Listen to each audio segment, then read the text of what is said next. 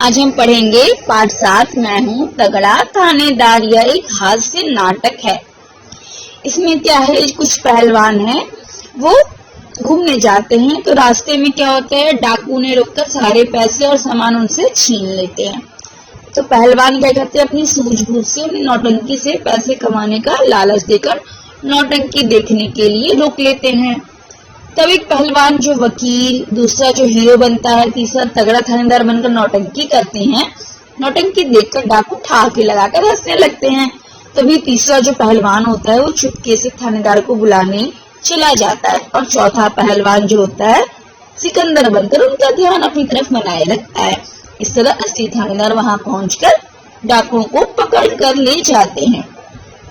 ये उनकी सूझबूझ की कहानी है, समझदारी की कहानी है। ठीक है, तो ये जो कुछ पहलवान है वे मिलकर एक साथ बस में घूमने जा रहे होते हैं। रास्ते में एक जंगल आ जाता है। जैसे ही बीच जंगल में बस पहुंची, रास्ता रोके सामने डाकू खड़े नजर आए। पहलवानों की तो जैसे जान निकल गई। धीरे धीरे बस रुक गई। डाकुओं ने बस से सबको नीचे उतारा और धमकाया। एक स्टोरी चल रही है, एक हास्य नाटक चल रहा है। ठीक है बेटा, चलो इसको हम विस्तार पूर्वक पढ़ते हैं। इसमें दो पात्र हैं, मतलब इसमें दो रोल है, एक डाकू का रोल है, एक पहलवान का रोल है। चलो शुरू करते हैं। फटाफट सारे रुपए, अब देखो इसमें स्टोरी क्या है, उसको सबको नीचे उतारते हैं। डाकू जो होते हैं, सारे जो नौटंकी वाले होते हैं, पहलवान जो होते हैं उनको नीचे उतारते हैं। और डाकू क्या बोलते हैं, फटाफट सारे रुपए पैसे हमारे हवाले कर दो वरना मार दिए जाओगे। डाकुओं से मुकाबला करना मुमकिन नहीं था क्योंकि उनके पास हथियार थे। पहलवानों ने तुरंत अपने अपने रुपए पैसे उनके सामने रख दिए। डाकुओं ने सब कुछ समेट कर गठरी बनाई और चलने लगे। अब पहलवान समूह बनाकर, हमारी तो नाक कट गई, हमें चुल्लू भर पानी में डूब मरना चाहिए या कुछ करके दिखाना चाहिए। तभी पहलवानों को एक तरकीब सूझी। सारे पहलवान रुको रुको चिल्लाते हुए डाकुओं के पीछे दौड़े। पहलवान हाथ जोड़कर, हमारी छोटी सी बातें सुनते जाओ। थानेदार बने पहलवान को रोता गाता देख सारे डाकू ठहाके लगाने लगे। फिर क्या था, चौथा पहलवान आगे आया और तीसरा पहलवान धीरे धीरे खिसकने लगा और पहुंच गया पुलिस थाने। असली थानेदार को सारा किस्सा सुनाया। असली थानेदार तुरंत सिपाहियों के साथ अपनी जीप में बैठा और डाकुओं को गिरफ्तार करने चल पड़ा। इधर चौथे पहलवान ने नाचना गाना जारी रखा था।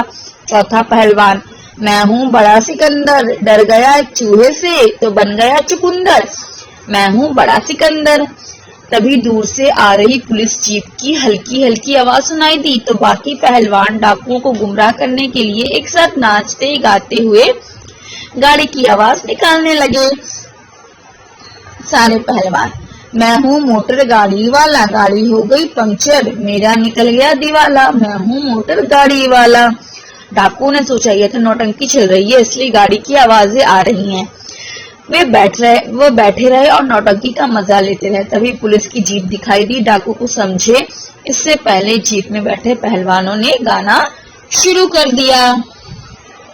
पहलवान, मैं हूँ तगड़ा थानेदार, कल हो गया डिसमिस, आज रोता हूँ जार जार, मैं हूँ तगड़ा थानेदार। यह देखकर डाकू सोचने लगे, अब सारे डाकू, यह तो वही पहलवान है, दूसरे पहलवानों को पुलिस की वर्दी पहना कर लाया है।